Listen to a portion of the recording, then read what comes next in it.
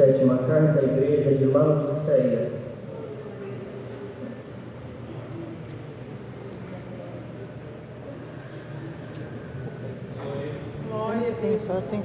Pela força e a guia do Espírito Santo. E ao anjo da igreja que está em Laodiceia escreve: isto diz o Amém, a testemunha fiel e verdadeira, o princípio da criação de Deus.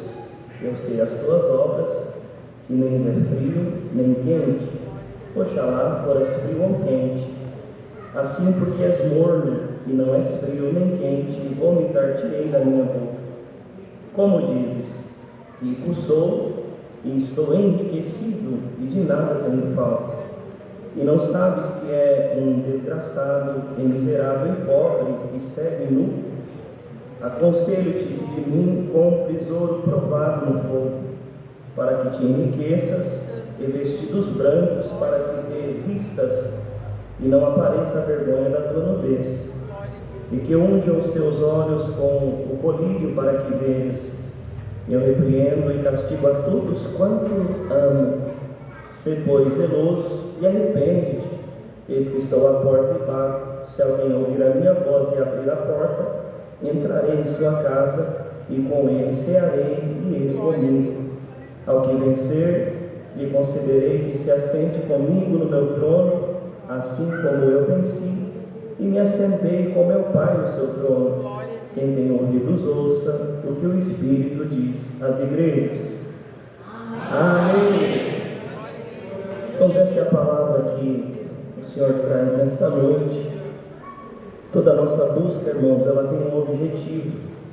Quando o apóstolo Paulo escreve aos Coríntios, ele diz que o foco da sua pregação se chamava Jesus Cristo. Ele não queria se dispersar com nenhum outro assunto, porque ele tinha clareza acerca de tudo aquilo que Deus havia o recomendado. Porque o ministério de Paulo foi uma recomendação do próprio Cristo, que se apresentou para ele e deu para ele, irmãos, a descrição de qual seria a sua missão, por onde ele deveria andar, quais caminhos ele deveria percorrer. E o Senhor disse, irmãos, que, aleluia, o Senhor se manifestou dizendo que ele veria o quanto ele deveria padecer pelo nome de Cristo. Os irmãos, vejam que é uma mudança drástica de vida, porque em um momento ele se vê como perseguidor, consente na morte de Estevão, aleluia, e passa a perseguir todo aquele que professava o nome de Jesus Cristo. Pega cartas para Damasco, aleluia, e intenta, irmãos, destruir todo aquele que na sua boca havia a confissão de que Cristo era o Filho de Deus, que veio para trazer a salvação à humanidade. E quando ele é chamado para essa obra, irmãos, dentro do assunto desta palavra, está escrito que ele se retira por 7 anos, salvo erro, para buscar a Deus, para se consagrar, para buscar o preparo necessário para aquilo que ele haveria de realizar no ministério tão santo e tão maravilhoso que Cristo tinha entregado nas suas mãos. Porque apesar do que possa parecer, irmãos, todo o caminho da nossa vida, toda a nossa trajetória com Deus, ela é preparada pelas mãos do Criador. Nada de qualquer jeito, nada é por acaso. Tudo aquilo que Deus realiza na nossa vida tem um propósito.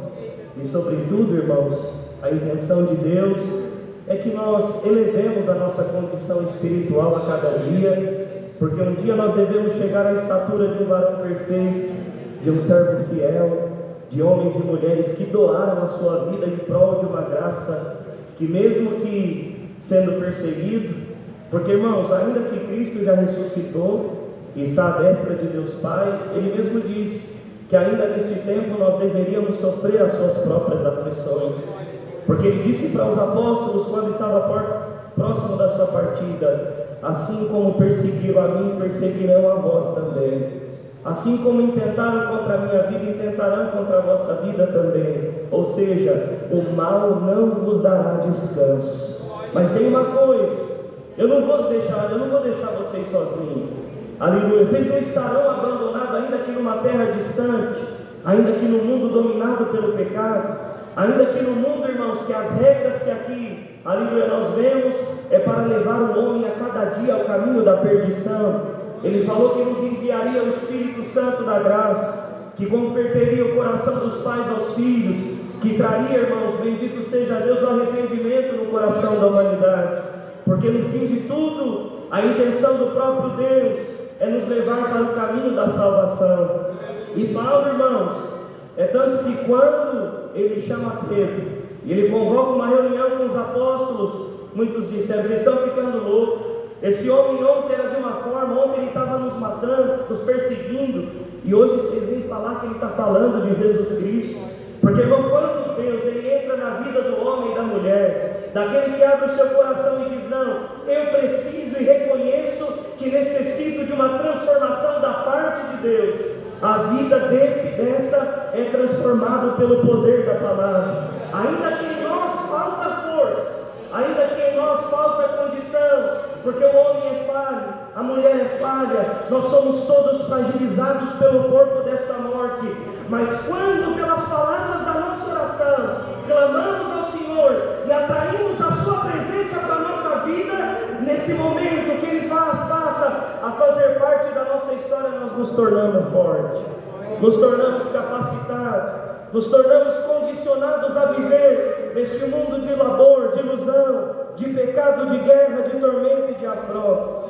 E um dia, irmãos, o próprio Cristo, que se apresentou para Paulo, também aparece para João na ilha de Patmos e fala para ele: olha, João, escreve 7 cartas para as igrejas da Ásia Menor, porque eu tenho percebido o comportamento e avaliado a vida de cada um desses que dizem professar o meu nome. Irmão, muitos acham que Deus não está nos enxergando, que Deus não acompanha a nossa vida de dia e de noite, e que a cada segundo Ele é a nossa companhia presente para beneficiar os nossos acertos, as nossas buscas, mas também para vir nos aconselhar quando o nosso caminho vai se entortando, quando a direção da nossa vida vai se desviando dos preceitos da palavra. E olha o que Ele fala para a igreja de Filadélfia: vocês precisam entender que sempre que a minha palavra se manifestar, é porque o meu amor ainda está em vocês, porque se o amor de Deus não estivesse sobre nós, Ele já teria nos rejeitado, não haveria nem palavra de Deus sendo direcionada a nós. Mas se a palavra de Deus se manifesta ao coração de todos aqueles que aqui vieram e têm fome e sede da justiça, é porque o amor de Deus ainda está sobre a nossa vida. Irmãos, e veja bem qual era o cenário da igreja de Laodiceia. Era um povo rico, irmão, um povo abastado, aleluia.